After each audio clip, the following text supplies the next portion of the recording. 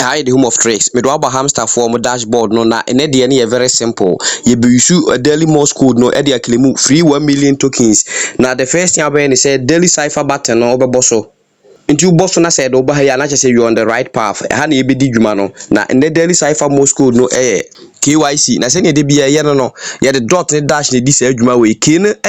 dash dot dash y ne dash dot dash dash c ne dash dot dash dot nti ye be call interface woni akọ enter bibia kama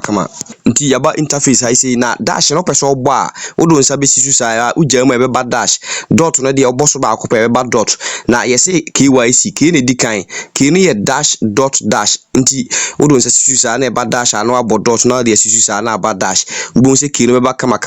ene ye say y ne dash dot dash dash into do nsa sisu sa na ba na abo dot na de sisu na wa jam na de sisu no wa jam a utun se y ne be ba kama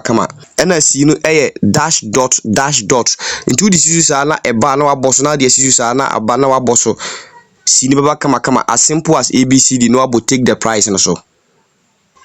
nti se wakilemu daily reward no na wakilemu daily combo na wakilemu daily cipher na ebeba say good job na se bibia akoyi ama watimi akilemu sa free tokens ni nyina aye necessary say wo project we mu a utimi sa more update na mkwan so nti we new now subscribe ya na subscribe turn bell notification on na dey to all say be ya drop any update a won sabeka ha yusua tech the home of tricks.